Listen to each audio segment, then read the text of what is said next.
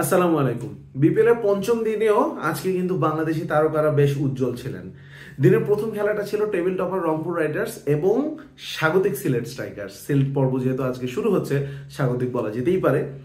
সিলেট এই টেবিল টপারদের বিরুদ্ধে প্রথমে ব্যাট করে এবং আমার কাছে আমি মনে হয় কোনো একটা ভিডিওতে অলরেডি বলেছি যে রংপুর রাইডার্সের বোলিং অ্যাটাক এই টুর্নামেন্টের সেরা বোলিং অ্যাটাক। এই সেরা বোলিং অ্যাটাককে একেবারে মাঝারি মানে নামিয়ে আনলেন জাকির হাসান এবং রনি তালুকদার। রনি তালুকদারের নামটা মনে হয় প্রথমে বলা উচিত ছিল, যেহেতু তিনি ওপেন করেছেন। 32 বল থেকে 54 রান করেন রনি, 38 বল থেকে 50 রান করেন জাকির হাসান। এরপর আমেরিকান প্লেয়ার অ্যারন জোন্স, তিনি 19 বলে 38 রান করেন বটে, তবে লাইমলাইট পুরোটা নিজের দিকে কেড়ে নিয়েছেন দ্য ফিনিশার জাকের আলী। দুর্দান্ত ব্যাটিং ফর্মে রয়েছেন তিনি। আজকে তিনি 5 বলে 20 রান করেছেন, যার মধ্যে 3টা ছক্কা মেরেছেন তিনি এবং 3টা ছক্কাই মেরেছেন লাস্ট ওভারে। এবং জাকের আলীর এই 5 বলে 20 রানের উপরে ভর করেই সিলেট কিন্তু 200 ক্রস করেছে, নইলে 200 হয়তো বা ক্রস করতে পারতো না তারা।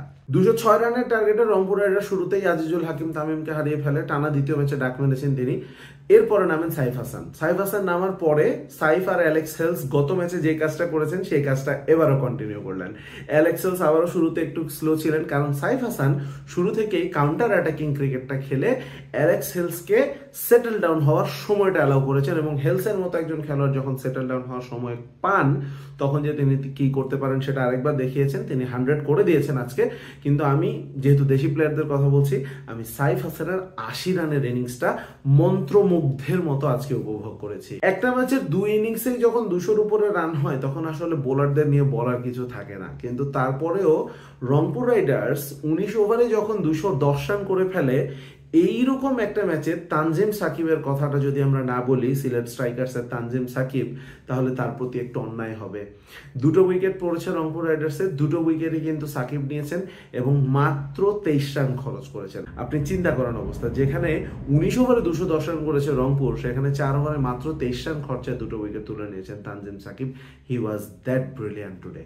সন্ধ্যার ম্যাচে মুখোমুখি হয় আরেক title contender star studded fortune Barishal এবং দুর্বার রাজশাহী। দুর্বার রাজশাহী প্রথমে ব্যাটিং করে এবং তারা কি অসাধারণ একটা শুরু করে পেয়েছিল আজকে। তবে জিশান আলম, এনামুল হক বিজয় এবং ইয়াসির আলী রাব্বি, তিনজন ব্যাটার যারা 30+ স্কোর করেও কেউই ইনিংসটাকে বড় করতে পারেননি।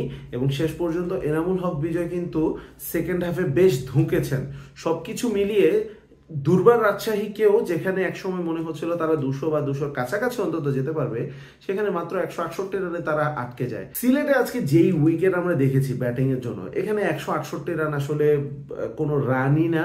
তার উপরে দুর্বার রাজশাহীর বোলিং, আমার তো মনে হয় দুর্বার রাজশাহীর বোলিং লাইন আপ আসলে টুর্নামেন্টের সবচেয়ে বাজে বোলিং লাইন আপের টাইটেলের জন্য একটা ফাইট দিচ্ছে খুব ভালো মতো।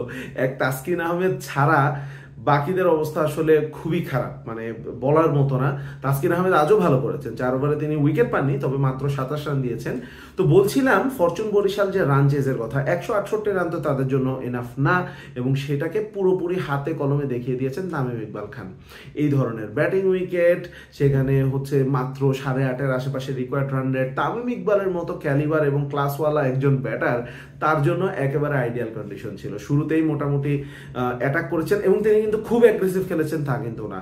রাজশাহীর বোলাররাও বাজে বোলিং করেছেন, তবে তামিম ইকবালের কৃতিত্ব দিতে হবে। দুর্দান্ত সেই ওল্ড ভিন্টেজ তামিমকে আমরা দেখেছি। বড় হলো আজকে কাভারে খেলেছেন, অফ সাইডে খেলেছেন, ডাউন দ্য উইকেটে লেগ সাইডে খেলেছেন, সবকিছু খেলেছেন। তো তামিম ইকবাল শেষ পর্যন্ত সেট হয়ে ম্যাচটা শেষ করে অপরাজিত থেকে তারপরে মাঠ ছেড়েছেন। 86 রান করেছেন তিনি, বল খেলেছেন মাত্র 48টা। মুশফিকুর রহিমকে সাথে নিয়েও একটা 50+ পার্টনারশিপ করেছেন। মুশফিকও ভালোই খেলেছেন, তবে তামিম ইকবাল ওয়াজ আউটস্ট্যান্ডিং টুডে।